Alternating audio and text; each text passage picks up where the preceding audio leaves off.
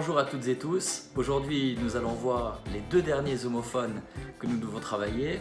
C'est tout et puis même.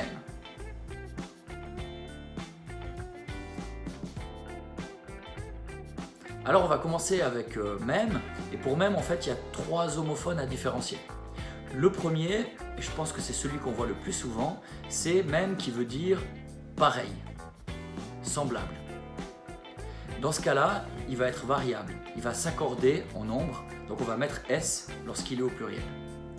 C'est ce qu'on va avoir par exemple lorsqu'il est adjectif dans une phrase comme « j'écoute les mêmes musiques ». Ou alors lorsqu'il est pronom, par exemple avec « tes chaussures sont magnifiques, j'aimerais les mêmes ». Le deuxième cas, c'est quand il va être placé directement après un pronom personnel. Par exemple, moi, toi, nous, vous, etc. Dans ce genre de cas, il va être mis avec un trait d'union. Il y aura toujours un trait d'union entre le même et puis le pronom personnel. Par exemple, toi-même, avec trait d'union. Il va s'accorder, en l'occurrence, il va s'accorder avec le pronom auquel il est lié. Par exemple, dans la phrase, ils n'ont qu'à trouver des solutions eux-mêmes. On va mettre trait d'union et puis on va mettre S à même parce qu'il se rapporte à eux, qui est un pronom personnel au pluriel. Petite chose peut-être à se rappeler, c'est que quand il est avec un vous de politesse, là on ne va pas mettre S. Par exemple, si vous aviez la phrase « c'est vous-même, chère madame, qui me l'aviez dit », eh bien on ne va pas mettre S à même parce que c'est un vous de politesse. Il y a une seule personne, en l'occurrence une dame, quand vous voit vous. Le troisième et dernier cas pour même, c'est celui où on va parfois avoir des petites erreurs et qu'il faut faire attention à différencier. C'est celui qu'on peut remplacer par aussi, également, bien y compris. Et en fait, dans ce cas-là, c'est un adverbe et donc c'est un variable. C'est ce qu'on pourrait avoir dans la phrase « tout le monde doit payer l'entrée, même vous ». On ne va pas accorder même parce que c'est bien un adverbe, ça veut dire vous y compris, vous aussi, vous également.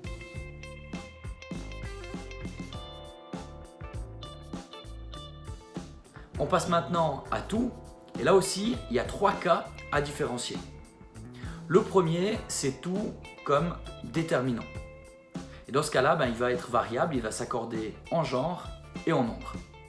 Il va précéder un autre déterminant, ou un pronom, ou un nom. C'est ce qu'on va avoir par exemple dans la phrase « Avez-vous remercié tous ceux qui vous ont apporté un cadeau ?»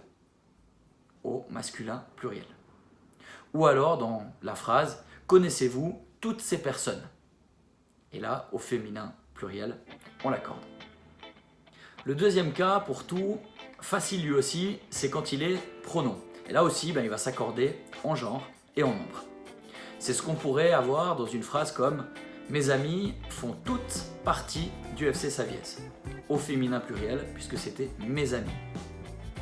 Ou alors « J'ai invité mes cousins, tous sont venus » au masculin pluriel. Le troisième cas, c'est quand tout peut être remplacé par très, ou bien tout à fait, ou bien complètement. C'est donc un adverbe. Et donc normalement, il est invariable. C'est ce qu'on aurait par exemple dans la phrase « Julie et Louis sont tout heureux de partir en vacances ». Là, on pourrait remplacer tout par très, très heureux, c'est donc l'adverbe et on ne va pas l'accorder, ça c'est la règle de base. Mais, comme bien souvent en français, eh bien, il y a une exception, pour notre plus grand plaisir. En fait, ce tout du troisième cas, ce tout qui est adverbe, qui peut être remplacé par très, eh bien, il va s'accorder, mais seulement lorsqu'il se retrouve devant un adjectif féminin qui commence soit par une consonne, soit par un H aspiré. Alors peut-être la première chose à faire, c'est se rappeler la différence entre H aspiré et puis H muet. Je vous ai mis juste sous la vidéo un petit rappel, un petit schéma explicatif de la différence entre le H aspiré et le H muet pour que vous puissiez bien vous rappeler le H aspiré qu'on va avoir dans le héros, les héros, et puis le H muet qu'on va avoir dans l'hélicoptère, les hélicoptères. Alors pourquoi est-ce qu'on a besoin d'accorder ce tout lorsqu'il se retrouve devant un adjectif féminin qui commence par une consonne ou un H aspiré? Simplement pour une raison de prononciation. Regardez avec ces quatre exemples. Premier exemple, elle est tout éblouie. Deuxième exemple, elles sont toute heureuse. Troisième exemple, elle est toute contente. Quatrième exemple, elles sont toutes honteuses. On voit bien que dans le cas 1 et le cas 2, on peut faire la liaison, puisqu'on est avec une voyelle et un H muet pour débuter l'adjectif. Par contre, pour l'exemple numéro 3 qui commence par une consonne et l'exemple numéro 4 qui commence par un H aspiré, on ne peut pas faire la liaison. Et donc, on doit accorder pour que ça sonne juste. Sinon, on voit bien, ça donnerait « elle est tout contente » ou « elles sont tout honteuses ». On aurait bien vu qu'il y avait un problème et on aurait certainement fait l'accord tout naturellement. Voilà pour cette règle et cette exception. Voilà, c'est terminé. J'espère que c'était clair et que vous arrivez maintenant à différencier ces homophones. Vous allez pouvoir vérifier que vous y arrivez en faisant la fiche sur tout et sur même qui se trouve soit sous la vidéo, soit sur Edmodo.